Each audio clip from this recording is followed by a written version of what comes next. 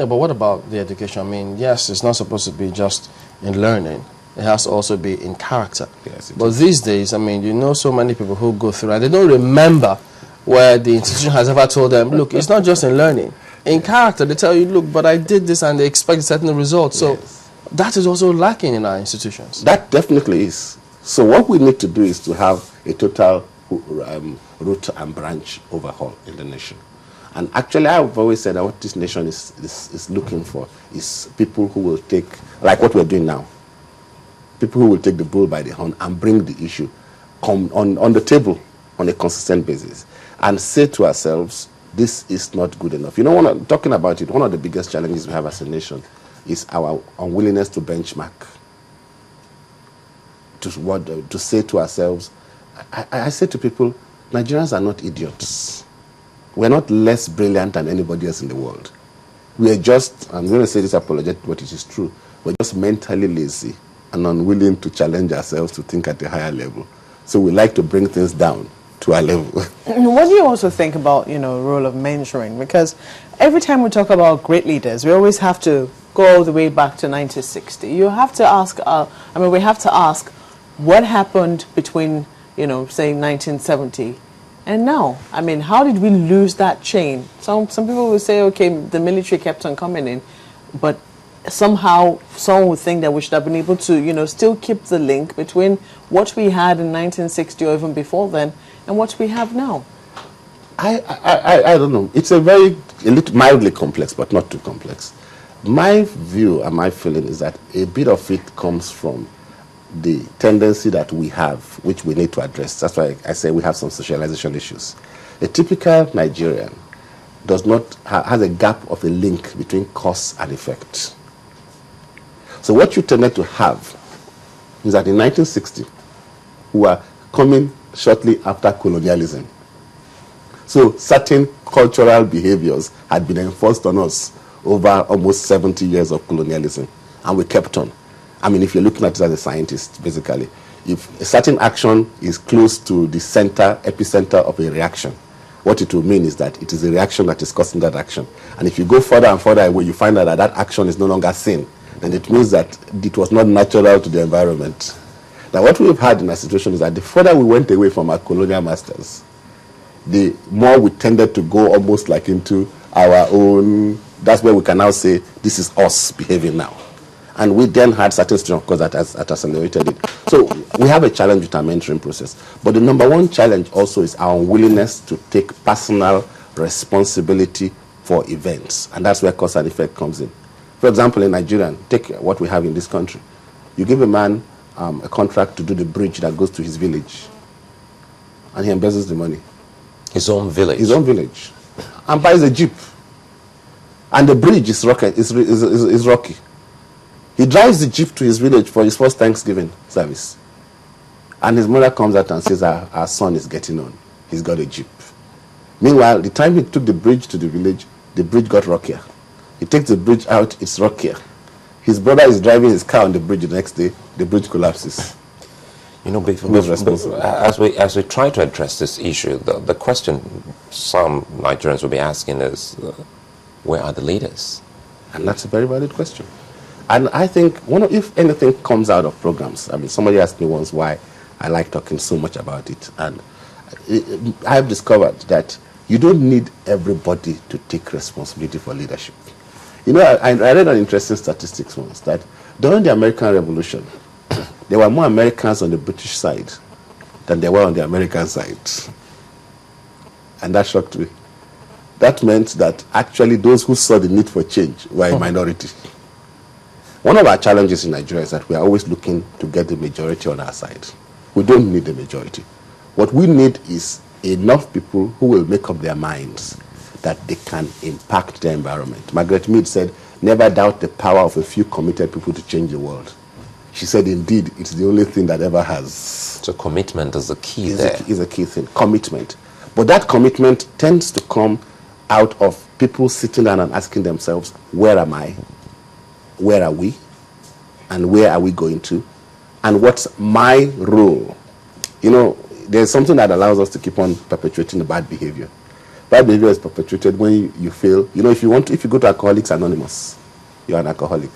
The first thing they try to get you to do is to stand up in front of the crowd and say, my name is Stokes, and I am an alcoholic. You get that, you're 50% down the line. Because you now know you have a problem. So is that taking responsibility? You take responsibility. You accept that it's yours. Now, that's a big challenge. You're president or you are a head of a family. Your son is running down the street and is smoking whatever it is that they get to smoke. The first question you need to say is, as a father, what part have I played in getting this boy to where he is? Say, I brought him up well. Well, if you exactly brought him up totally well, the likelihood is that you wouldn't get... I'm not saying you were at fault, because I'm not trying to beat up a father whose son is already giving him problems. But you need to start by saying, I take my side of the responsibility. So we need to do that. Once we get that going, we begin to... My daughter said something to me not too long ago. She said to me, as we were watching, there's this program they used to have on BBC Knowledge, Undercover Boss. As she was watching, and she said, Daddy, I noticed that those that do well are those who have worked out for themselves and understanding of why they do the jobs they do.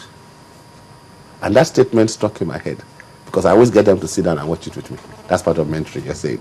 I get them to sit down, watch these programs, and we discuss them, my children, and we look at it and we say, this. When my son went where he went a few years ago, everybody talked about how proud he made them, yet he was under 20, because he took responsibility. And that's because we sit down, we do that. So the mentoring issue is there. But the question you need to ask is, to mentor them, you yourself must understand how you got to where you got to. You must understand what you are doing. And because we have not discussed this issue and explored it rigorously, even the people who hold offices have not themselves understood how they got there. So what do you do? What do you think happens in a scenario where two people come up for a particular leadership position, elective position this time, okay, and people have got to, of course, vote them into office? Yes, you say they are usually in the minority, leaders, those who want to stand out. And then one person who, perhaps those in the minority think, well, this chap is supposed to be, he appears as a good chap. And then you see the other person who just tells you, well, no, think about now. This is what you need now. And then gives them a little money, mortgage in their future. At the end of the day, he gets that position. The person who is supposed to chart a better course for their future doesn't. What happens in that case? How does that play out in leadership positions? Well, it does two things. I'll tell you something about leadership. I said a leader is someone the people will follow.